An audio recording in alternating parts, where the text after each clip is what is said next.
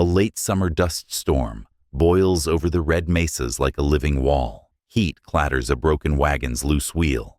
Vultures hang motionless in the pale sky. In the arroyo, quicksand breathes, gulping down a fallen canteen with a wet click. Ruth Calder, a widowed mail-order bride left on the trail by a ranch heir who couldn't risk a scandal, staggers alone with a slashed water skin and a cracked axle. She's hours from collapse when the storm coughs up 2 swaddled Navajo infants, abandoned and half-buried in drifting sand. Taking them means defying the sheriff, the mission, and the rancher who owns the only spring for 20 miles. But leaving them means death. She lifts the twins into her shawl and turns toward the ruined wagon and sees hoofprints circling that were not there a moment ago. The rider who appears at dusk is no savior. Before we go further, remember this. In the sheriff's deposition, a single name is inked, scraped away, then written again in a different hand. You'll soon learn whose erasure almost started a war, and why the storm wasn't the worst thing on that road. The dust eats the sun until the world is the color of old brick. Ruth keeps the twins against her chest and walks the wagon's circle like a sentinel who has never been trained. The hoofprints are fresh, the edges still crumble. She does not see the rider yet. She only feels the watching, the way a hawk must feel a snake under grass. The cracked axle sags like a broken leg. She tries to lift the wagon bed and fails. The wind takes her breath and gives it back with grit. She looks at the twins. One sleeps with one's mouth like a button. The other blinks, calm and solemn, as if the storm is only weather and not a verdict. She speaks aloud because the silence is worse. "All right, little ones," she says. "We drink, then we plan." There is no water. Her slit skin drips a single thread down her wrist and stops. She finds a shallow under the wagon's shade, where dust has settled rather than blown. She scrapes with her fingers until her nails are raw, and the earth turns darker. No water. She presses her ear to the ground and hears the storm walking away. The rider appears when the light goes sideways. A raw-boned man with a hat tight to his ears. He wears a deputy star that could be real or bought. His horse's ribs show like barrel hoops. He points with his chin. "You alone?" "Not anymore," Ruth says. "You see the babies." The deputy's gaze drops, then hardens. "Those are wards of the county. Mission takes them. Safer that way." "Safer for whom?" Ruth asks. "For everyone." He kicks his horse closer, like he means to lift the twins without asking. The horse refuses and sidesteps, shying from the wagon's broken wheel. The man swears under his breath. "Sheriff Cade sent me. Said there was a woman out here who didn't understand the law." Ruth lets him hear the scrape of her palm on the rifle stock where it rests.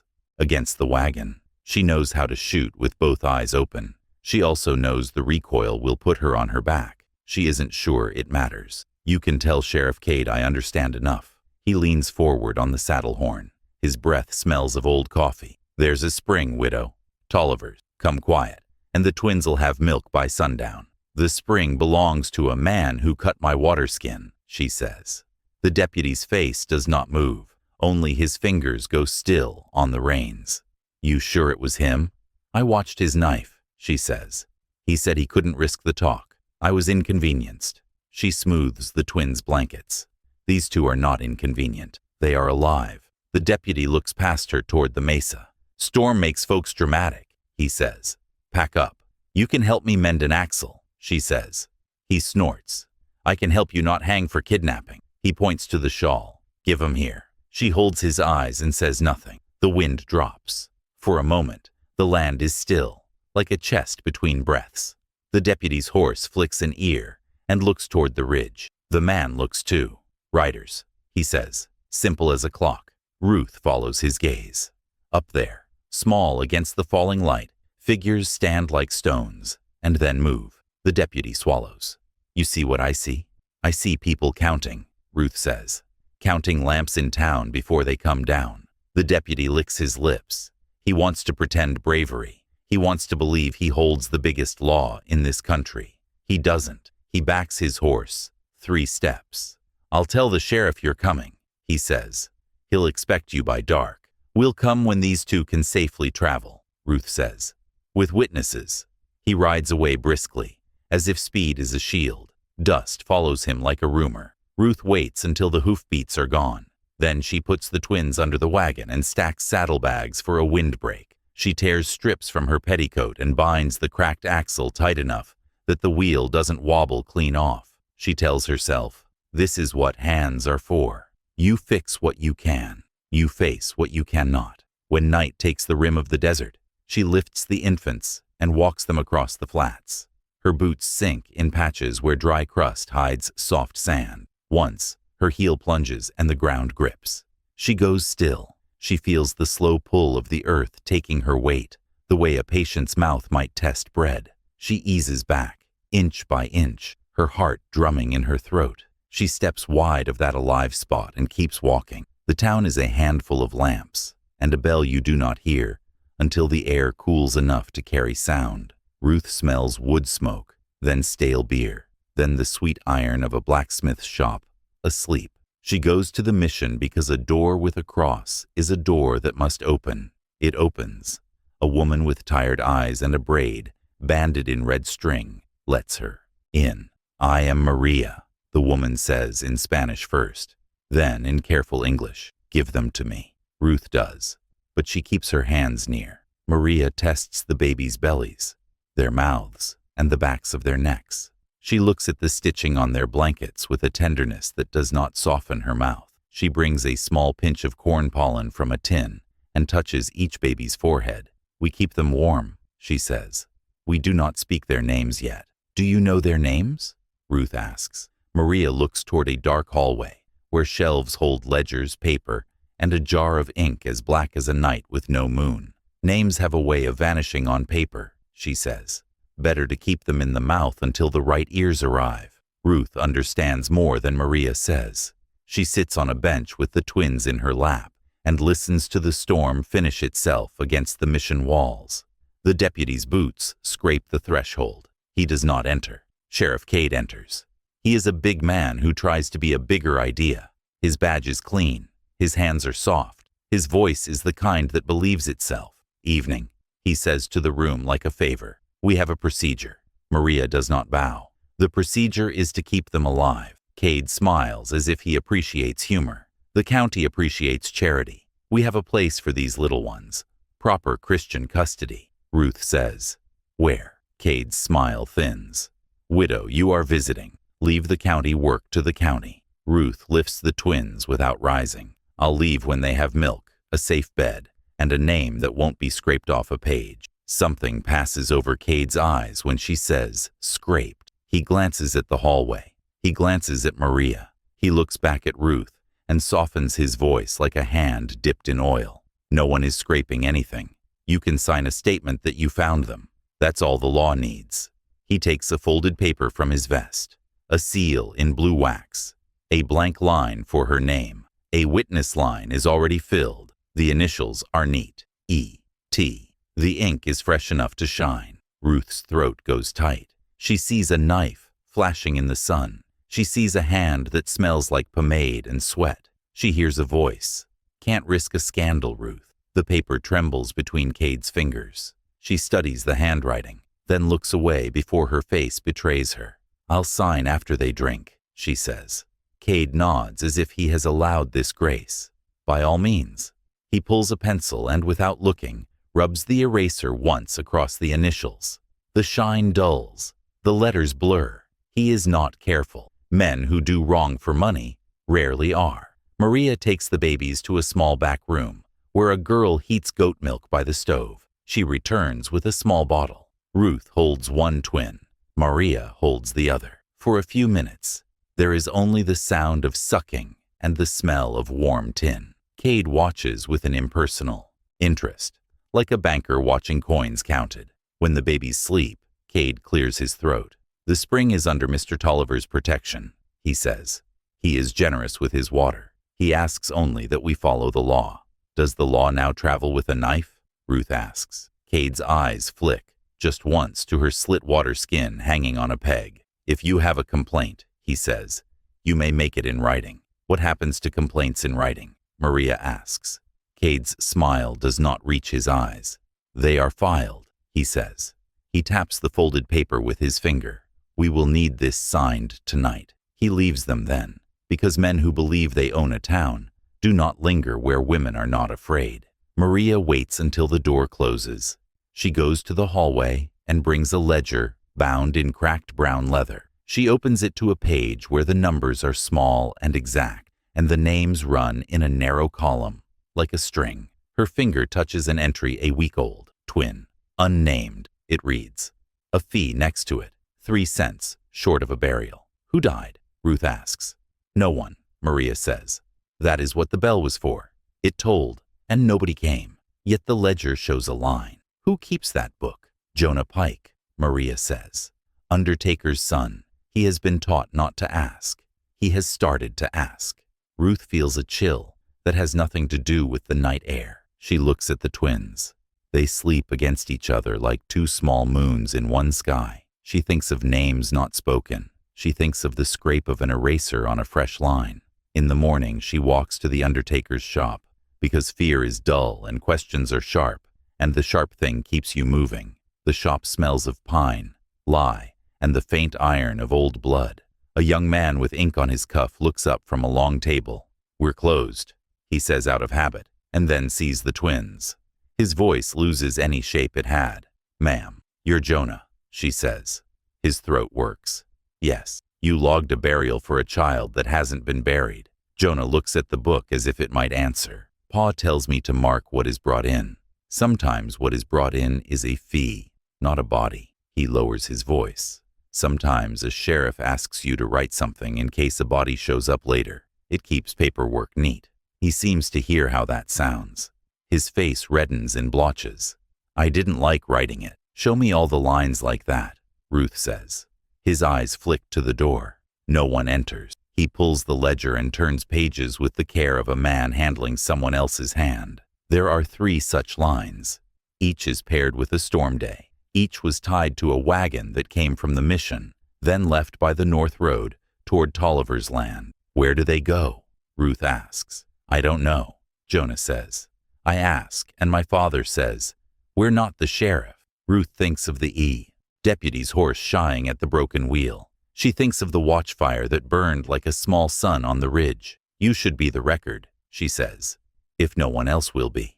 Jonah swallows. He dips his pen. His hand shakes once, then steadies. On a fresh page he writes, Twin, unnamed. He stops. He looks at Ruth, at the babies, back at the paper. He draws a thin line through the word unnamed, not erasing, but crossing it in a way that leaves the word readable. Beneath he writes, saved, not buried, witnessed by many. He dates it. He signs his name. The ink sits high on the paper like a promise before it sinks. The sheriff comes before noon. He has a paper for Ruth to sign. He has 2 men with him who look like pistols, had children with shovels. We're here for the wards, Cade says. Mrs. Calder, I'll take your mark now. Ruth does not look at the paper. I'll make my mark when the witness line is right. Cade's mouth hardens. It is right. You erased it, Ruth says. She takes the paper from his hand before he can pull back. The initials are faint now. The pencil smear gray as ash. Beneath, a heavier hand has begun to scratch the full name, slow and deliberate, like a man writing what he has been told to write while his stomach turns. Ephraim. The last name is unfinished. The pencil point broke, perhaps. Or a voice stopped the hand. If you want my mark, she says, you'll restore the name first, in ink. Cade's nostrils flare. He is not used to being told. He leans in until his badge is all Ruth can see. You want to test me in my own town? Ruth keeps her voice plain. No, I want those boys to live. She tilts her head toward the ridge, and I think there are people up there who want the same thing. They are counting lamps. If they come down into the dark, things go wrong. Cade turns. For a heartbeat, something behind his eyes cracks. He orders his men to hold position outside. He takes the paper back and tucks it away like a knife put out of sight and not forgotten. You'll come to the mission at dusk, he says. We'll resolve this. Ruth uses the day to find air for the twins. She and Maria carry them into a small yard where cottonwood leaves tremble with the lightest breeze. Maria shows Ruth how to warm stones in the oven, wrap them in cloth, and lay them in the baby's bed to hold heat through the night. She shows her the corn pollen again and says, "We do not make a ceremony that does not belong to us. We do this in respect only. We hold space." Ruth nods. "Teach me to hold space." Maria smiles without showing teeth. "You are already doing it." At dusk, the mission bell rings once, then again. The second toll goes through the bone. Jonah arrives carrying his father's ledger, like a newborn, and he is not sure he has the right to keep. He puts it on the mission table. "I brought the book," he says to no one and everyone. Sheriff Cade arrives with his men and the deputy from the wagon. Lieutenant Dodd from Fort Crittenden arrives too, uniform clean, eyes tired. "We heard talk of movement," he says, trying to sound like he commands dust and breath. "What you heard was counting," Ruth says.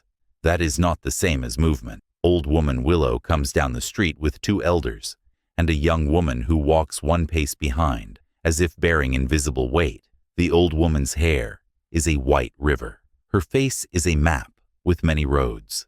She stops before the mission door and waits. Maria moves first, opens her hands in greeting, and speaks with respect. They do not embrace. They do not need to. Ruth steps forward and bows her head because her heart tells her to. The old woman looks at the twins and sees what she needs to see. She says something soft. Maria translates. She says, "They breathe well. They are not cold. This is good." Cade clears his throat as if to reclaim the air. "We have a process," he begins. Old woman Willow looks at him as one might look at a child who has wandered into a council. She speaks, and Maria translates again. "Your paper can sit on a table," she says. "It will not wake the babies in the night. It will not hear their cough. It will not lift water." Cade's ears turn red. The law, Lieutenant Dodd says carefully, "includes treaties of which I now wish I had read more." His eyes are on the ridge. Fires bloom there like stars falling to the earth. Riders move in a slow line. Dodd swallows. "We will show respect," he says to Cade. "We will not force anything tonight." Cade stiffens, measuring what respect will cost him.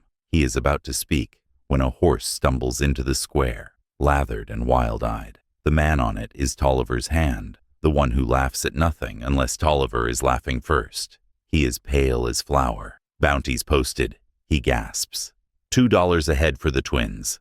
Bring 'em to the ranch by dawn, or don't bother coming at all." Silence holds for a beat. Then sound returns like a door slamming. Men in the shadows shift. Strangers who drifted in on the morning freight wagons step into lamplight and show their hands, empty but hungry. Cade raises his palms. "Now nobody needs to get excited," he says, and does not sound like a sheriff. Ruth does not wait to be told. She lifts the twins and goes to the yard. She tells the townswomen who have been feeding the mission stove to bring any water they have. They bring cups, bowls, and a kettle. She pours a little on each blanket and fans until the damp cools the baby's skin. When a woman asks why she is wasting good water on cloth, Ruth says plainly, "Fever. Better to waste water than blood." The woman nods and brings more. Jonah, who has never been brave in his life, drags the undertaking ledger into the street and flips to the page with his new line. He reads aloud so the air hears it as well as the men. "Saved, not buried, witnessed by many." His voice shakes. He reads it again. It shakes less. Maria steps between Cade's men and Ruth. Her face is quiet. "You touch them," she says, "and you will have to explain to the fort why the treaty died in this square." Cade opens his mouth. He closes it. He sees the ridge. He hears the hooves before Ruth does. The sound is a deep thunder that does not belong to clouds. Riders crest the hilltop, not in paint, but in order, 2 by 2, lances with prayer ties, blankets that move like night when they ride. The town takes a single breath together and does not let it out. Nez Begay is at the front. His face is carved by wind and sleep lost. He stops 10 paces from Ruth and dismounts with the care of a man stepping onto a floor that might give. He carries a bundle wrapped in blue corn husk. He places it at Ruth's feet. Then he draws a knife. Ruth does not move. The twins sleep because their bodies know when adults choose to hold still. Nez takes his own hand and cuts the palm of it. Blood beads bright and then darken. He lets it fall on the corn bundle. When he speaks, his voice is low. He looks at Ruth. He looks at Old Woman Willow. He looks at the twins. Maria translates because the words deserve to be heard by everyone. He says, "The wind chose mercy. We do not cut the wind. We keep a promise instead." Tolliver steps out from behind the sheriff like a man showy enough to be brave when others fill the space ahead of him. He fires his pistol in the air because men like him love the sound of themselves even when it is made by powder. A horse rears. A child screams as a hoof clips his shoulder. Lieutenant Dodd swears and grabs Tolliver's arm. "Enough," he says, and for once, the word has weight. He orders a soldier to take the gun. He looks at Cade with a face that says he has remembered a clause at last. "Sheriff, you will maintain order, or I will." Cade's jaw jumps. He stares at Tolliver. He sees the ridge. He sees the ledger in the dust. He sees Ruth with the twins and water on a blanket. He makes a choice that was always coming. "Ephraim Tolliver," he says, "you're under arrest for discharging a firearm in town and for endangering lives." Tolliver's mouth opens in disbelief. "You don't—" "Be quiet," Cade says, and it is the first honest thing he has said all day. Old Woman Willow sings then. It is not a ceremony for outsiders. It is a sound like water under a stone. The twins' breathing slows and evens. The night air feels cooler. Jonah closes his eyes because some songs you do not look at. You only carry in your chest like a second heart. Nez looks at Ruth and speaks again. Maria translates. He says, "We will not take them by force. We will not leave them to die. We will do what is right in the right order." He gestures to the ridge where more riders hold a circle wide enough to include a town that has not earned it. He says, "We will hold the night." Ruth nods because there is nothing else to do when mercy is given a shape. Cade orders his men to put down their rifles. For once, they obey the spirit of the words and not the sound. The burial bell tolls then, slow, heavy. Ruth looks to the belfry. There is no rope moving. No hand pulls it. The sound moves through the square like a cold breath. A man in the back shouts, "It's the bell from last week." Another says, "For the twins." A third voice, bitter with drink and habit, says, "For the bounty." Feet pound. Bounty men surge toward the mission door, as if a bell could be a judge they can outrun. Ruth pulls the twins inside and bars the door with a bench. Maria stands beside her with a kitchen knife. Jonah grabs the ledger like a shield. Outside, Cade yells orders that break apart like straw in water. Lieutenant Dodd shouts for calm, and sounds like a man shouting into a canyon. The riders do not move. They wait. The bounty men put their shoulders to the wall. It creaks. A hinge squeals. The bell tolls again. Once. Twice. The sound is wrong for a bell. It is softer, like metal struck with cloth. Ruth thinks of the Undertaker's 3 cents short line and knows this is what a lie sounds like when it tries to wear a church. The door jumps in its frame. Splinters fall. Ruth holds the twins under her shawl and tells them a thing she believes now, more than she ever believed any vow spoken over her. "I will not let you be erased," she says. Not by a man, not by a book, not by a storm, not by a sheriff's hand that thinks it is the world. The bench slides an inch. Men's fingers reach through and claw. Maria brings the knife down on one knuckle. A howl. The fingers vanish. Old Woman Willow sings louder. Nez lifts his knife and makes a small cut in the air that means nothing to the wood, but everything to those who know. The riders shift. 200 breaths become one. The bell tolls a third time. The bounty men step back because something in their chests tells them they have already gone too far. Cade turns and sees Lieutenant Dodd staring at him like a man who has found his own name on a list of the dead. "Do your job, Sheriff," Dodd says without raising his voice. Cade takes his baton. He faces the men who would sell babies for silver. He clears his throat and reads from a paper he has not looked at since it was handed to him. By order of the county under the peace, any bounty not issued by the court is null. Any man attempting seizure of wards without a writ will be jailed. Since when? Someone jeers. Since now, Cade says. He lifts his baton. His men lift their rifles, not to shoot, but to draw a line across the square. Nez sheathes his knife. He steps forward and places his blood-marked corn bundle on the threshold. He speaks once more. Maria's voice is steady when she translates. He says, "We return with more at dawn. We bring proof of water older than any deed you hold. We ask for no favor. We will take no insult. We will keep our word." Ruth meets his eyes. "I will do the same," she says. He nods. He looks at the twins. His face softens at the edges. Then he steps back and swings into his saddle. The riders turn as one. They ride the ridge like a river finding its bed. The square exhales. The bounty men scatter like beetles when a rock lifts and light touches them. Tolliver curses from the jail window. Cade stares at his baton, as if it has become a different tool, without telling him. Jonah presses both hands flat on the ledger cover and feels the pulse in his wrists. Maria leans her head against the door, because bones need doors sometimes. Ruth sits on the floor with the twins and lets herself breathe big enough to hurt. The night holds. The watchfire on the hill burns steadily. The lamp oil in the mission dips lower by the inch. Ruth dozes sitting up. When she wakes at first light, she has the taste of iron in her mouth and the memory of a voice that does not belong to her head. It said, simply, "Hold." She stands. She wraps the twins. She opens the door to the square. Men sleep against barrels. Women have already started a pot on a brazier. The fort's men lean on their rifles and try to look like part of the ground. Cade is awake, eyes red, jaw set. He nods at Ruth and looks away quickly, as if her gaze is a ledger line, before which he is not ready to stand. From the ridge comes the sound of hooves again. The 200 have not gone far. They come down in daylight now. Nez rides at the front with the elders.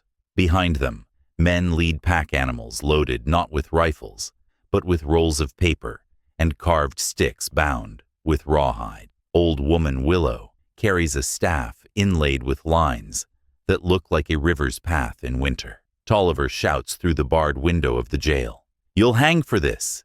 He screams at everyone, which is how men like him speak when they are talking to themselves.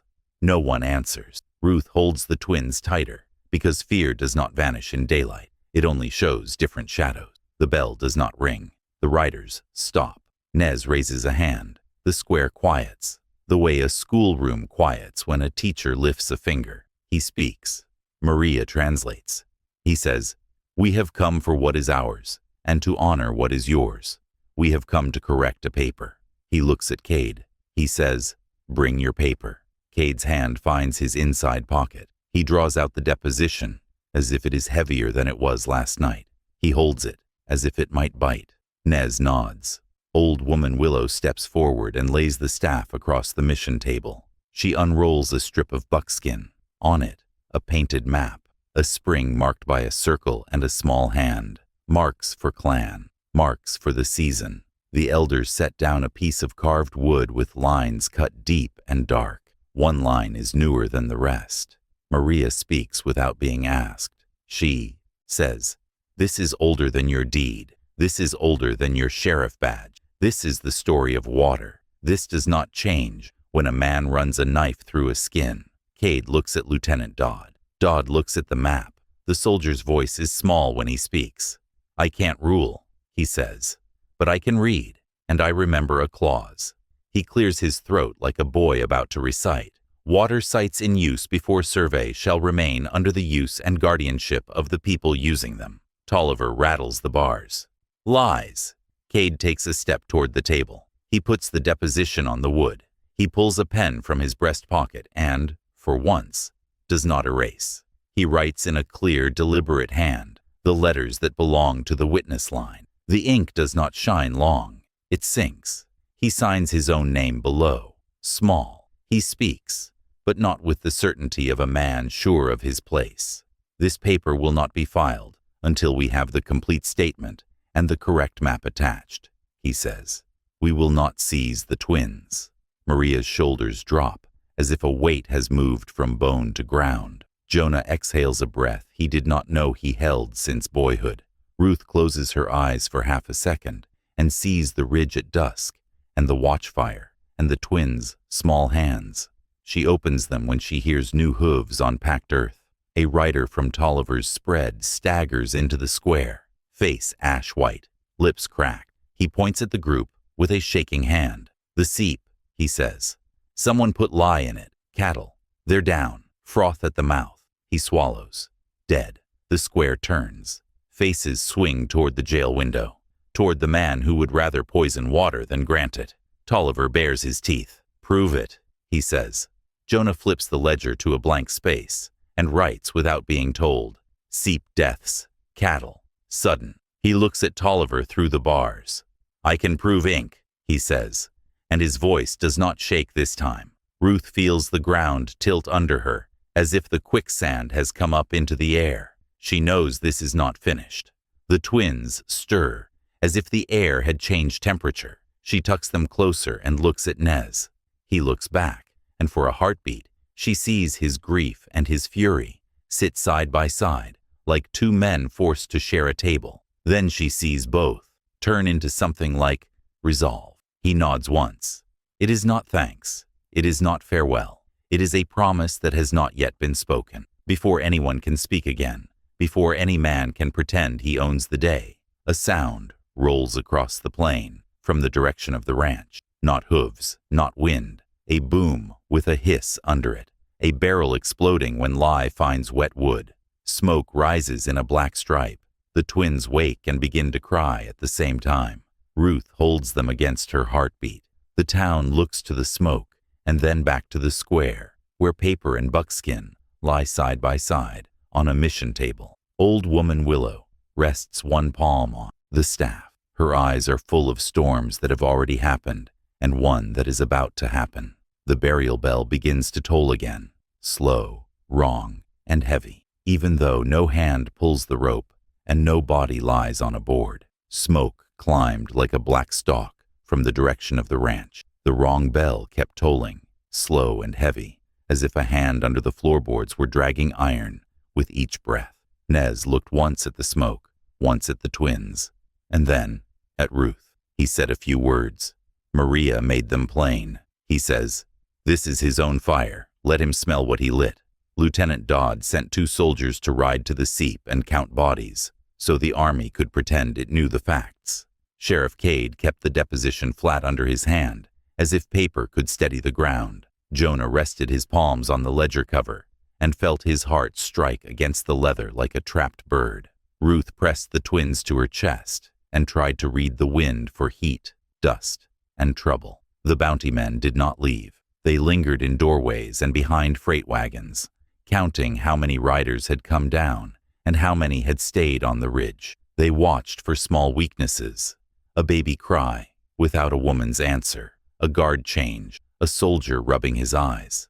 The town women moved in quiet lines with pots, blankets, and bread. They made a wall that did not look like a wall until a man tried to walk through it and found himself gently but firmly turned aside. Old woman Willow set her staff across her knees and listened, her eyes on the twins, her ears on the ridge, her mouth a thin line that could become a song or a warning. By noon, the soldiers came back from the seep. They looked shaken. "Cattle dead," one said. "Tongues black. The water burns skin."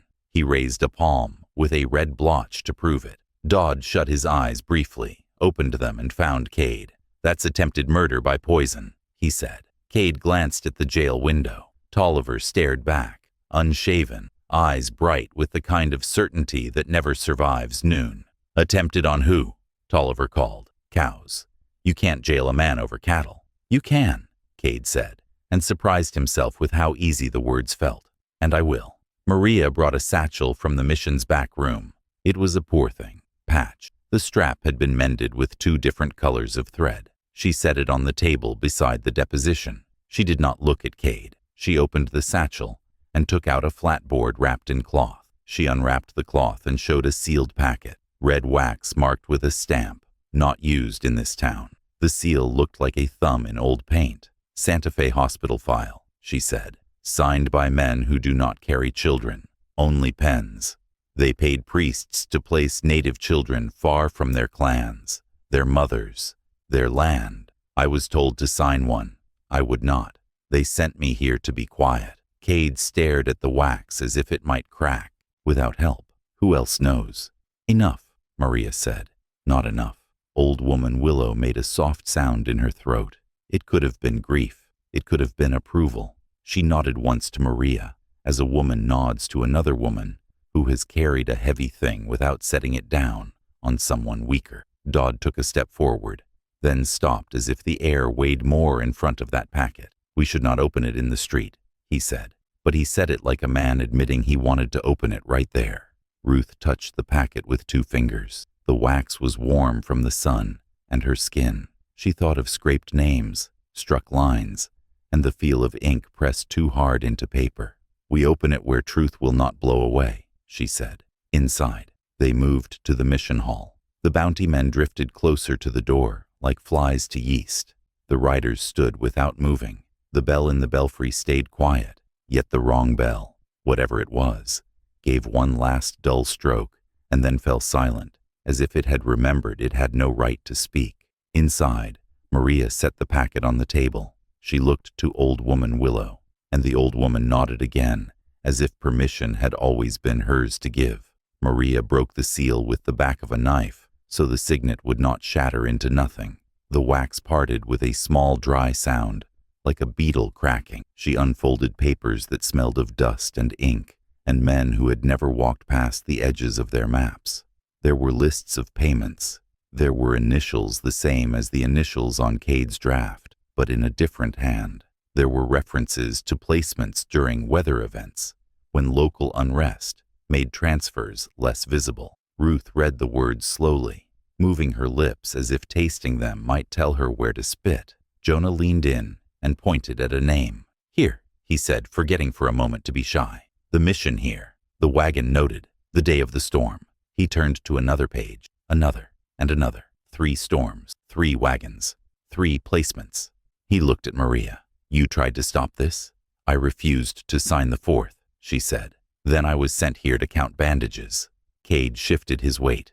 Some men grow taller when they are ashamed, and some men shrink. He stayed the same size and looked smaller. Dodd cleared his throat and said, We will take this to the fort archive, because that is what soldiers say when they do not know what else to do with a hot truth.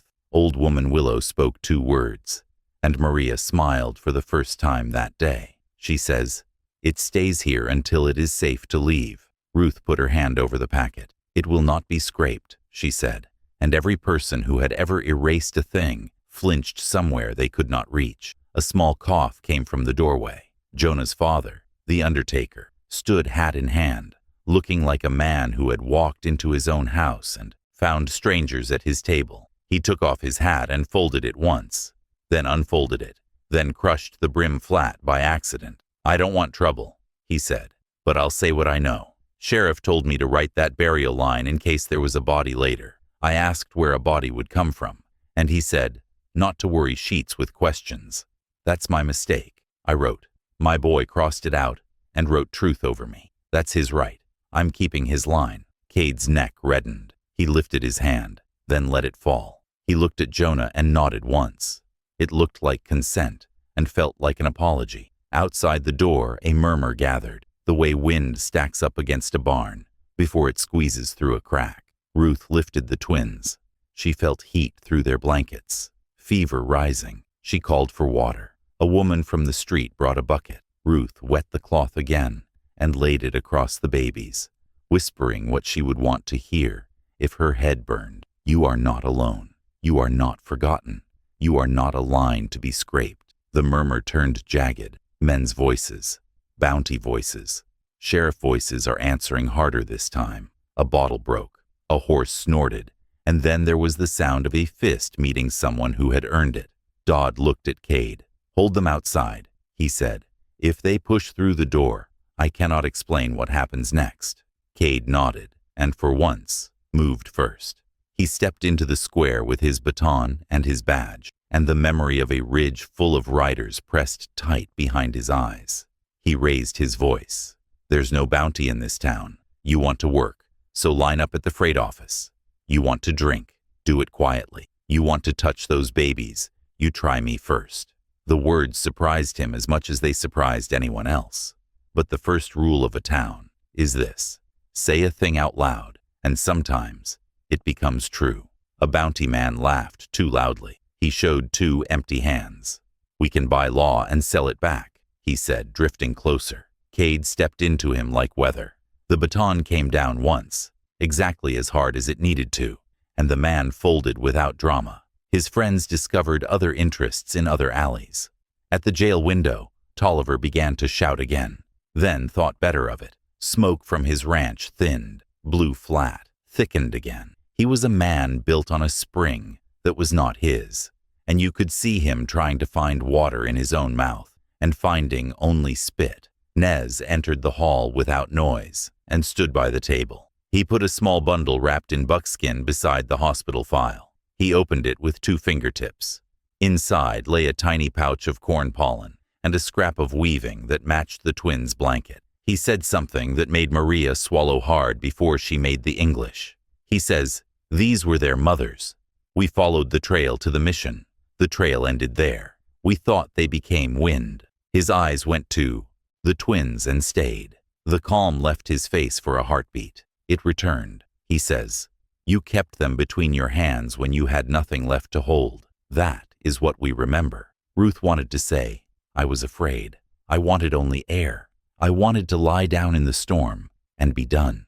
But she said nothing, because truth does not need applause, and gratitude is not a coin. Nez lifted his chin toward the packet. He asked a question. Maria made it plain. He asks if the paper says where the other children went. Maria sorted the pages. There were towns, not close, with names you could lose on your tongue if you said them wrong. There were ranches with gates you could not open if your hands were the wrong color. Some households believed God had put them in charge of every cradle. "We can trace," she said. "We cannot bring everyone home." Old Woman Willow hummed, not a song, not a word, a sound that wraps grief, not to smother it, but to warm it long enough to survive. Ruth held the twins closer. Their fever did not spike. It did not break. It held like a line on a page, waiting for the right hand to finish it. Afternoon slid toward a thin, hard evening. The riders rotated, men from the ridge coming down, while men from the square went up. They did it without talking, like breathing.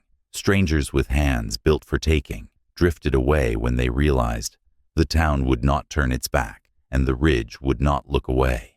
Near sundown, a freight wagon rolled in, canvas stained with dust so old it had turned the color of bone. The driver wore Tolliver's colors. He cracked his whip once, as if sound could write law. Jonah saw the wagon, and something in him clicked, like a lock turning. He ran to the back and threw the tail flap up. Inside, crates labeled blankets. The wood rattled as if spoons lived inside. Jonah climbed in. He pried a lid loose. Inside the crate, more crates, smaller, nailed shut, smelling faintly of milk and lye. He pried another. Inside that, a stack of folded garments stamped with the mission mark and a ledger slip with a sum paid and a line that read, "Charity." He turned the slip so Cade could see. "Wagon inventory," Jonah said, his voice flat because sometimes you wrap anger in paper so you can carry it. To Tolliver, storm date. Cade took the slip and held it up like a mirror where a man could see his face. He did not take it into the hall. He read it under the sky because whatever this was, it had been done under the sky, not under a roof. "Bring the crates in," he said. "Count everything. We'll make a list that will not leave town without eyes on it." Dodd watched and said nothing. He understood that sometimes the best thing a uniform can do is stand where it can be seen and not put its hands where they are not wanted. As the last light bled out of the day, the twins' fever climbed one more notch. Ruth felt it with the back of her wrist, the way her mother had taught her, on a different grass, under a different sky. She wanted cold water and a room with thick walls. She had neither. She had stones warmed and wrapped, a damp cloth, and a promise she had spoken to their small hot ears. She looked at Maria. Maria nodded, already reaching for the stove door to warm new stones. Old Woman Willow took the corn pollen pouch and touched it to each baby's forehead in a way that was permission and not ceremony. "She says," Maria translated softly, We ask the night to be gentle. A gunshot cracked from the alley. One. Not a warning this time. A scream followed. The scream did not belong to a man looking for money. It belonged to someone who had been brave and met the cost. Cade and Dodd were out the door in one breath. Ruth's pulse jumped and did not come down. Nez lifted a hand, and 3 riders moved like shadows to the mouth of the alley. Jonah stood very still. He did not look at his father. He looked down at his hand, which had written truth over a lie, and he made a shape with his fingers on the ledger cover, as if measuring what else they could do, besides write and hold. They carried the wounded man into the hall, on a door taken off its hinges. It was the deputy who had come to the wagon the first night, the one whose horse had refused to step in. He had taken a bullet in the shoulder. It had gone through and left a hole, like a button. His eyes rolled, then fixed. "Bounty man," he gasped. From the freight, had a Tolliver chit in his pocket. Said he'd take them after dark and let the town blame the riders. He tried to sit up. His face went waxy. He did not. Maria pressed a cloth to the wound. "Hold," she said, and he held, because men do, when told with a voice that has no time in it. Ruth looked at Cade over the deputy's shoulder. "Your deposition has a witness now," she said. "He bled for it." Cade nodded once, twice, as if trying to keep his head above a flood, with small movements.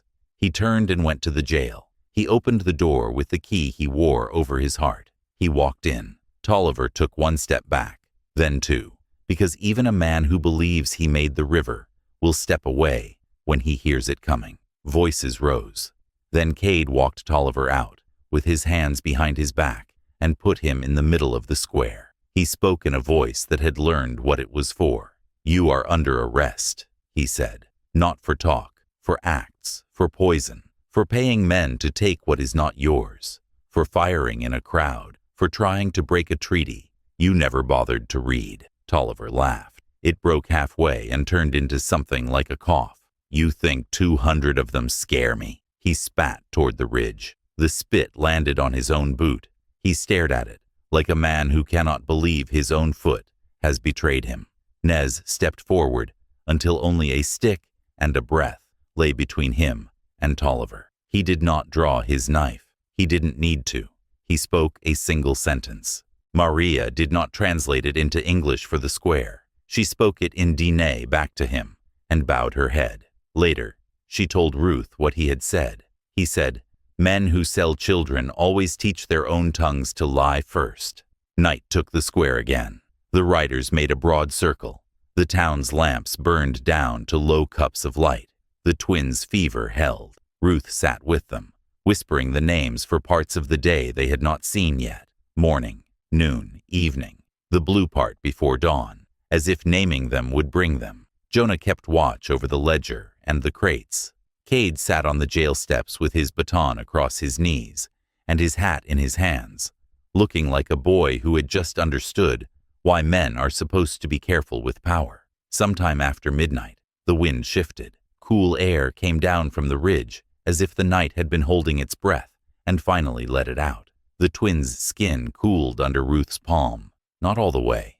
Enough. She closed her eyes and opened them. She saw Nez outside the door, back to the wall, eyes half closed, knife sheathed, a man at rest the only way he knows how. She saw old woman Willow, with her hands folded over her staff, like a cat sleeping with one eye open. She saw Maria washing the deputy's shoulder with water so small in a bowl that it looked like a coin. A whisper moved through the riders, like wind through tall grass. A shape detached from the dark and came into the mission light. A woman with hair braided down her back held a small bundle to her chest. She did not enter. She put the bundle on the threshold. Turquoise stones, blue-green, smooth, the size of a bean, the same kind Ruth had found left at her door the second night. The woman spoke. Maria did not translate at first. She listened with her head bent. Then she said, voice like a hand over a candle, "She is their aunt." Ruth's throat tightened. "She has walked the wash each dawn since the storm. She brings the twins' mother's stones to say, 'We are near. We wait right. We do not rush grief. We do not rush joy.'" Ruth could not speak. She lifted one twin slightly so the aunt could see the curve of a cheek, the breath puff at the lip. The ant nodded once and disappeared like a shadow into a thicker shadow. Toward dawn, the wrong bell tried to toll again and could not. It gave a dull, swallowed sound and stopped for good. When light bruised the rim of the earth, the twins' fever broke like a small wave, finding sand. Their breaths came easily. Ruth laughed then, quiet and shocked, the way a person laughs when something they have held for hours loosens in their hands and does not fall. She turned and saw the sheriff's deposition on the table, the witness line, the name, now written in ink. The struck pencil underneath was gray, like ash, the scrape mark across the initials where Cade had tried to erase. She reached and touched the groove. It was shallow, but deep enough to catch a fingernail. She lifted her eyes to the square where men woke with stiff backs and women stoked coals with new breath. She spoke softly to the room and to the listening night that had not quite let go. Remember this groove. It started a war that did not happen because truth arrived first. This is where you pay attention. In one margin of the deposition, a thumbprint smudged a dot where there should have been nothing. It was not Cade's. It was not Tolliver's. Later, when the papers traveled east, a clerk would circle it in pencil and write a note no one would read on purpose. Second-hand present. Identity unknown. We will show you whose print made that dot when the last line is added and the last bell speaks in the right voice. In the gray before sunrise, the freight driver who had brought the crates tried to leave. He found his wagon light. The crates opened and counted. The inventory slip copied twice and signed by Jonah, Maria, Cade, and Dodd. He climbed to his seat anyway. A rider's horse stepped into his way without touching him. He stared at Nez and then down at his own hands, which had nailed lids, carried spoons that were not spoons, and taken money that did not look like money when you held it to your eye. He climbed down from the wagon without a word and walked away toward a lightening horizon where the ground does not judge, only keeps record. The sun rose. The ridge was red as a healing wound. The town smelled of ashes and coffee. Cade walked to Ruth and stood, hat in hand, like a penitent who did not know the prayer. I can't fix it all, he said, but I can keep men from breaking in tonight, and I can file the right paper with the right names and the right map. He looked at the twins. They look better. They are better, Ruth said. They will keep being better if men do not take what is not theirs. He nodded. That's the law today. Nez stepped into the sun with 2 elders and a boy carrying a folded blanket. He looked toward the ridge and made a small sign with his hand. From the east, beyond the mission, came a line of riders. Not 200, fewer. Women among them. Children. They rode slowly and quietly, like people approaching a door they hope will open. In the center of the line, a woman on foot walked with her hands at her sides and her head high. Her face was a cliff at noon. No shadow clung to it. The aunt stepped to her and touched her arm. The woman kept walking. Ruth understood without anyone telling her. She held the twins close, and her arms began to shake. The woman on foot did not hurry or slow. She walked through the line of riders as if passing between trees she knew by touch. She wore a plain dress. Dust filmed the hem. Her braids were bound with a red string that had come loose at one end. Her face was set, not hard, not soft, only set, the way a person's face sets when there is a cliff behind her and a river before her, and neither will move. She stopped at the mission threshold and looked at the twins in Ruth's arms. Her eyes changed without her mouth moving. It was like watching a candle lift itself inside a cave. She spoke one word that was the size of a life. Maria listened and then did not translate, because some words are not for crossing. She simply nodded, slow, once, and stepped back. Ruth felt her hands begin to shake in a way that was not fear. She had carried them through a storm and across a square full of men who would turn babies into paper. Now she stood in a doorway with the woman whose body had made them. She waited to be told what to do, and while she waited, she tucked each blanket corner smooth, because hands need something to do when a soul is changing room. The mother lifted her palms. Open. Ruth bent and set the first twin into those hands as if laying a warm loaf into a clean cloth. The mother drew the child close and breathed against his hair. She did not cry. Her eyes were wet without spilling. She reached with her chin for the second. Ruth gave him 2. The mother held both and swayed 1 inch, 2, like a woman finding the old rhythm she had used before someone cut it in half. She spoke again, and Maria said quietly for the room, she says, "You held them when I could not. Your name is in their breath now. It will not wash out." Ruth's chest hurt, the good kind of hurt that comes when something tight breaks in the right direction. She said the only words that would fit through her throat. "I had nothing. They made me brave." The mother looked up at her and nodded once, saying with her eyes what the day already knew. Both things were true at the same time. Nez stood 1 step back from the doorway, as if to mark that women's work was in front of him, and his part was to guard the air around it. His face did not move much, but a line along his jaw let go, and his shoulders lowered 1/2 inch. He spoke to the mother, and she answered with 3 small sounds that were not a song, and were also a song. Old Woman Willow rested her palm against the door frame, and the staff made the faintest thump when it met the floor, approving something that did not need approval. Cade came forward with his hat in his hands, and the deposition under his arm, like a plank a man carries when the river is up. He looked at Nez, at the mother, at Ruth, at the twins. He looked at Tolliver in the jail, and then put his eyes away from that window, like a man learning where not to put his gaze. "We have to settle the spring," he said, and his voice was not thick with office now. It was thin and even, a line drawn with a pencil sharpened too many times. "We have to settle the paper." Nez nodded. He gestured to the mission table where the buckskin map lay beside the hospital file and the open crates. He spoke, and Maria made it simple. He says, "Bring your paper. Write all names. Leave none out. Sign in your own hands." He looked at Jonah and added a few more words. Maria smiled without meaning to. He says, "Let the young one be the keeper. His ink knows where to go." Jonah swallowed in a way that made his throat seem too narrow. He took up his pen. His hand did not shake. They laid the documents side by side. The buckskin with the spring, marked by the small hand. The army clause that Dodd found and spoke out loud. The wagon inventory slip had "Charity" written where silence should have been. The hospital file with red wax cracked like old bark, showing lines no one could call Charity, with a straight mouth. Cade set the sheriff's deposition down last and smoothed the corner with his palm. On the witness line, the name Ephraim Tolliver sat in wet black, the pencil smear underneath visible like a bruise under thin skin. The scraped spot where the first initials had been erased caught the light at a small angle. It held it and let it go. The square is filled in at the edges. The writers stood with the easy stillness of men who know how to be a wall without making a show. The townsfolk watched with hands that wanted to lift and had nothing to lift except their own chins.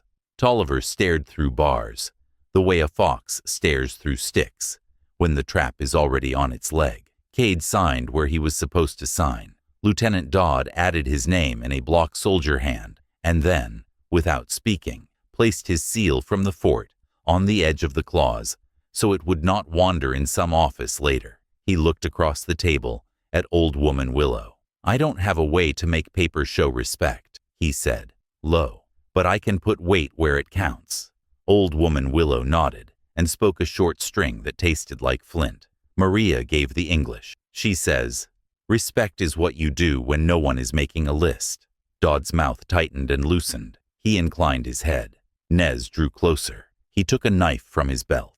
It was not the one from last night. This one had a handle, dark with handling, and a blade honed short with use. He nicked his thumb and pressed it, slow and exact, next to the line that said the witness's name. The print bloomed, a small oval, darker at one edge where blood is heavier. He said one sentence.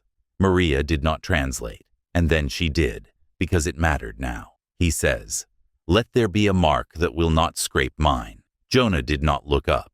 He wrote below in careful letters, "Witnessed also by Nez Begay, clan and riders present." Then he dipped his pen again and wrote a line on his own ledger, twin, unnamed, then immediately drew a neat line through unnamed and wrote the names as the mother spoke them, one for each child, different and the same. He wrote them in the place where he had written, saved, not buried, witnessed by many. He dated again. He added, names restored. He lifted the book and blew gently so the ink would not blur. Cade read the names under his breath.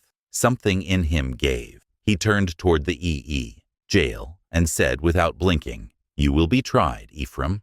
Tolliver laughed once, a sound like a board cracking under a rot you cannot see. Cade didn't flinch. "Not here," he added. "Not by me. By a judge who knows the taste of oath. You won't like it." Tolliver spat again and missed the bars this time. The spit fell inside, where he had to smell it. He swore at everyone and at the ground. He promised that money would reach the hands the riders could not see. He promised to be bigger than the room he was in. The room did not agree. A shout rose at the edge of the square. The freight driver had returned with two men. One carried a bundle that thumped when set down and sounded wrong for anything human. They dropped it and backed away, as if they had set fire between their own boots.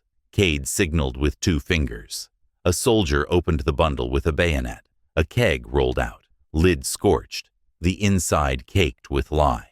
The freight driver spoke fast, eager to be rid of the words. Found it where the seep drains. Stuck under a root. Didn't see it in the dark. There are more. His voice thinned. I think. Dodd's face went pale in the sun. He started to order men to ride, then checked himself and looked to Nez. Will you come? He asked, not as a command, as a man asking help. Nez glanced at the mother and the twins. Old woman Willow touched his sleeve with two fingers. He nodded. He signaled 4 riders. They moved at a ground-covering lope out of town, toward the poisoned water. The mother stood in the doorway, cradling the twins and watching the square with a stillness that made men lower their voices without knowing why. Ruth stood beside her, hands empty now, feeling the ghost weight where the babies had been. The ache surprised her. It did not rebuke. It shaded her ribs like a hand shielding bread from sun. The mother tipped the twins slightly so Ruth could see their faces. They will be well, Maria said, and Ruth realized the mother had not spoken. The words had come from the way the mother held her children, as proof. A rider returned from the ridge with a small canvas pouch. He gave it to old woman Willow. She weighed it and placed it in Ruth's hands. It was heavier than it looked. Coins, Ruth thought. When she opened it, there was a concho belt, small silver discs linked like moons, old, worn, warm by bodies. She says, Maria murmured, the clan returns water with thanks. Not paid, balanced. Ruth tried to give it back. Old woman Willow shook her head. She says, you do not sell a thing that saved a life. You wear it so people will ask and you will answer. Ruth threaded the belt through her dress with clumsy fingers. It lay cool against her waist. The weight steadied her spine. The mother adjusted a blanket corner with her chin and, without meaning to, smiled with one side of her mouth the way women do when something is a little right in a long wrong. The sun climbed, heat pressed, down without the storm's teeth. In the distance, the riders sent to the seep became small as birds. Dodd shaded his eyes. He lowered his hand. He took up his pen and wrote a short message on an army slip, the kind that becomes a telegram when a wire can be found and a boy is paid to run. He handed it to a private. Fort office, he said, word for word. He looked at Ruth after the private left, a little ashamed. They called honor a raid, he said, half to himself. We lacked a word for gratitude. Ruth did not answer because there was nothing to say better than the sentence already spoken. By mid-morning, the riders returned. They led 3 more lye-scarred kegs with rawhide thongs and a 4th that had not yet been opened. Nez's jaw was set. He spoke to Cade with the restraint of a man walking a narrow ridge in the wind. Maria translated. He says, they buried them shallow. They meant to poison slowly, so blame would walk in a circle. He looked at Tolliver. Tolliver looked at the ground. For the first time, his certainty slid, just an inch, enough to show floorboards under the carpet. Cade did not make a speech. He called 2 men by name, not by job. Samuel, Dreer, He pointed to Tolliver. Take him to the fort. Dodd nodded once. He'll go east, he said. Paper will travel with him. He looked at the depot clerk, who had skulked in to see what the noise was. Find a crate, he said. Not for the man, for the file. The clerk swallowed and found two. Jonah set the undertaker's ledger open on the mission table. He dipped his pen and added a new line in the neat hand of someone who has decided what kind of man he will be. Lie kegs, seized, Seep saved, community witness. He looked up at Ruth. May I copy the names as the mother says them? She nodded, and the mother spoke, slowly, allowing his clumsy ear time to learn the shape of each sound. He wrote them again in his book, and then on clean paper, that he placed inside a simple frame someone found, because sometimes you make a frame around a thing, so men do not pretend not to see it. The twins slept through noise and light, the deep sleep of newborns whose bodies have done a hard job and have been allowed to stop. The mother sat on the threshold where the air moved and watched their chests rise. Ruth felt the wave of urge to pick them up, pass through her, and leave her steadier. She went to the back room, and for the first time since the storm, washed dust and fear from her face, in a basin that did not have to be poured immediately into a mouth.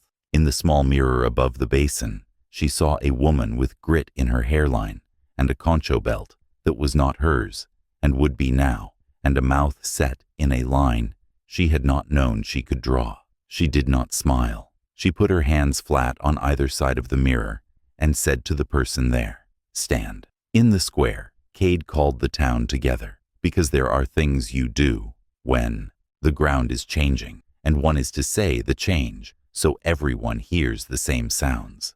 He climbed 2 steps and did not take the third. The spring at Tolliver's is restored to the people who marked it before paper, he said. He did not look at the riders to earn their nods. He looked at the townsfolk. Water will be shared under an agreement made here and witnessed here. There will be a keeper from the clan and a keeper from the town. The fort has heard. The paper says so.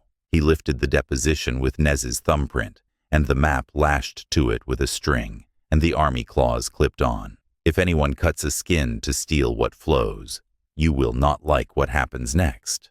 No one cheered. The relief that moved through the square was not the kind that shouts. It was the kind that sits down on a step and takes off its hat and lets sweat cool and remembers the shape of slow time. Cade paused. He looked at his baton. He put it under his arm, then took it out again, then set it down on the step beside him. I'm done, he said, surprising even himself with the speed of the words. I'll finish the paper and see the man to the fort. After that, this badge goes to someone who sleeps light enough to hear the wrong bell before it rings. He looked at Jonah, at Maria, at Ruth, and then at a boy who had been the first to bring kindling to the mission door last night. Maybe it belongs to one of you in a few years, he said. For now, it belongs to anyone who keeps watch. He took off the badge. He did not hand it to a man. He set it on the mission table next to the concho belt and the ledger, as if to let objects speak to each other. The metal looked smaller and flatter than it had on his chest. He picked up the baton again, considered, and leaned it against the wall. Some tools carry old habits, like a smell. You put them down outside if you mean it. Toward noon, as heat pressed iron flat on the street and flies began their dumb circles, Nez walked to Ruth with the blue corn bundle from last night, dried blood dark on the husk. He opened it and took out the small pouch. He put it in her hand. He says, Maria translated, you carried them across the breath between 2 worlds. Keep this. When dust lifts again, touch it to your mouth before you speak. Ruth looked down at the pouch and then up at him. I will, she said. It was not a vow. It was a way to keep breath honest. The mother stood and faced Ruth full. She lifted the twins one at a time and let Ruth look, not touch, close enough to see the tiny lines at the sides of their noses, where tears had once dried. She spoke. Maria's voice was soft enough that the words landed like small birds. She says, if you ever have an empty room, come when the wind is from the east. There will be bread and shade. Ruth swallowed hard and nodded. If you ever need a place to put a name where no one will scrape, she answered. My wall knows how to hold nails. Old woman Willow watched the exchange with a satisfaction that did not show on her mouth. She lifted her staff and sang a short phrase that did not ask permission from any church. The twins stirred and sighed. The mother moved back into the circle of women. Nez lifted his hand. Riders turned their horses a half step. Paper rustled. The day moved forward the way a wagon does, when everyone puts a shoulder to the wheel at once and refuses to be proud about it. They did not leave at once. Leaving all of it in a single breath would have torn something. They ate in the shade, in small knots. Dodd's men took Tolliver toward the fort. Cade walked beside, head bare, as if attending his own old ways to burial. Jonah and his father stacked the crates from the freight, pried the last lids, and recorded each thing with plain words. Blankets, Jonah wrote, not needed where they were sent. He made a note to give them directions on where they would keep someone warm. He added a line at the bottom of the page that surprised him when he read it back. We are smaller when we do not count. We are larger when we do not hide. In the lull, a boy ran across the square with a folded message and tripped over his own feet. Dodd caught him with one hand and the paper with the other. He read and let out a breath that had been waiting under his ribs. Fort acknowledges, he said to no one and everyone, orders me to keep peace and to refrain from removing any person claimed by the clan without clan consent. He looked at Nez and handed him the paper. Nez did not read English. He held the slip to his ear as if paper could hum truth. Old woman Willow tapped it with one finger and nodded. No approval. Recognition. By late afternoon, the light went a little gold, then more gold, the way it always does on the day after a storm, when the air has been scrubbed and the land is willing to be looked at again. The riders began to gather themselves as a river lifts and goes. The mother adjusted the twins in a cradleboard that had been brought down from the ridge, the wood dark with oil and use, the bindings neat, the beadwork small and sure. She spoke to Ruth one last time. Maria listened and then said, she says, you will imagine them by a fire sometimes. Imagine right. Imagine them loud and full and tired from running. Ruth smiled with the side of her mouth and said, I will imagine them turning to look when the bell rings, and laughing when it is the right bell, not the wrong one. Nez stepped close enough that Ruth could see the wind lines at the corners of his eyes. He spoke a short phrase that did not need a large voice. He says, Maria translated, sister of this story. He did not offer a handshake because some bonds are not held in palms. He took a step back and looked at Jonah. He says, Maria added with the ghost of a grin, keep your ink sharp. Jonah nodded like a young tree in a steady breeze. They rode, out with the slow grace of people, leaving a place they may pass again. The 200 did not thunder this time. They moved like a single thought that had found its answer. The line curved up the ridge, broke against the sky in narrow silhouettes, joined again, and became small against the far red. The mother turned once and lifted a hand not high, only enough for one woman at a mission door to see and feel her own hand rise in answer. Quiet filled in behind them, not emptiness, space. The kind that holds what happened without crushing it. Women put away pots. Men took down lamps. A dog slept with its head on its paws, where a knockdown had happened hours before. The wrong bell never spoke again. The right bell, up in the belfry, hung quietly, as if waiting to be sure it was wanted before it offered its voice. Evening returned in a softer coat. Ruth sat at the mission table with Maria and Jonah. They looked at the paper laid out like a small town of lines and names. They did not speak for a while because words had been heavy all day, and they needed quiet, like people do. At last, Ruth said, I should have died out there. Maria shook her head. No, she said. You were made for hard weather. You did not know until the weather came. Jonah nodded as if he were writing. No, drawing those words onto a blank spot in his life. Cade came in. He looked different without the badge, as if a collar had been unbuttoned. He placed a wooden frame on the table. Inside was a copy of the deposition, with Nez's thumbprint and the witness name in ink, the army clause, and the buckskin map tied by string across the bottom. He had added one thing, written small at the lower right, filed with witnesses present. He cleared his throat. "It will hang in the courthouse," he said. "If anyone scrapes, everyone will see the bare place." He paused. "I'd like another copy for the mission," he added. "And for the fort." He looked at Ruth. "And maybe for your wall." Ruth touched the frame and felt grain under varnish. "Yes," she said. They did not plan what happened next. Not fully.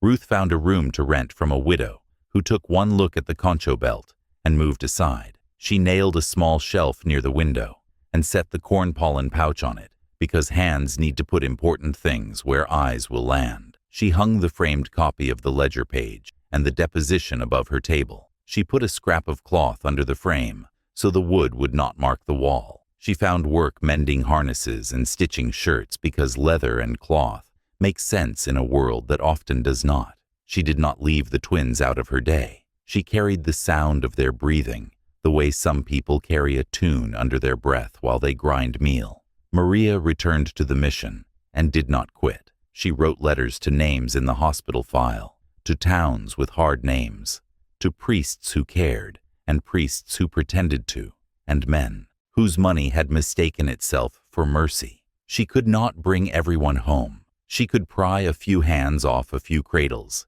and see 2 or 3 stories turn right at last. At night, she sat with old woman Willow and listened to a song that turned wrong bells into right ones, one note at a time. Jonah kept the ledger. He added lines that were small and exact. He crossed out lies with a single stroke that left the lie readable, then wrote truth above it. He started a second book that was not The Undertaker's.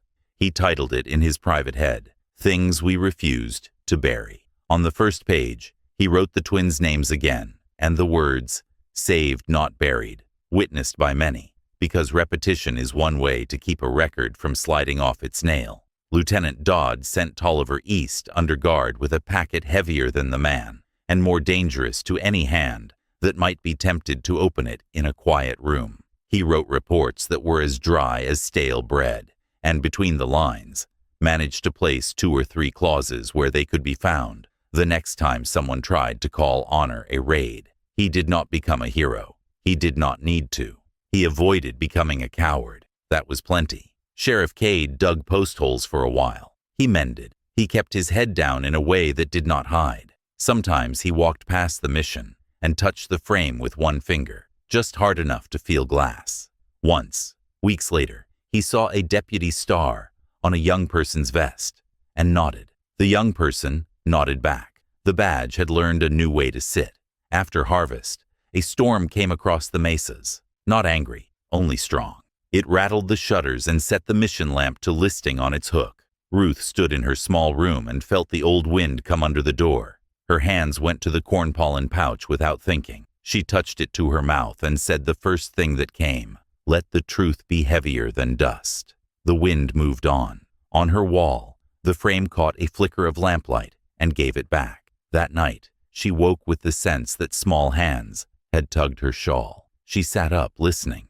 The room was quiet except for her own breath and the scrape of a dry twig across the window. She got up anyway. She lit the lamp and stood before the frame. The ink looked blacker in lamplight. The thumbprint looked almost wet. Her eyes went to the margin where the clerk later would circle the smudge. There was a dot there, small, not from blood, a print made by a person whose hands had been on many books and who had learned to keep to margins, unless asked. She smiled because she knew whose it was now. Jonah had set his thumb down there when he lifted the page to fit it in the frame, leaving a mark as light as a breath. 2 prints side by side, one from a man who had bled to seal a vow, one from a boy who had grown into the sort of man who does not let ink wander alone. Across town, in the mission archive, there was a page that would have been scraped if anyone had been quick with a knife and slow with a soul. A clerk turned to it and stopped. In the groove where a name had been taken away once before, someone had written, pressed deep enough that the paper's very skin remembered the letters. Not this time. No name under it. No signature. Just the line and the groove agreeing at last. This is the part you keep. When the wind lifts dust again and a story tries to lose its edges, go to the wall that holds the frame. Put your finger on the glass over the smudge, the print, and the witness's name. Feel the cool.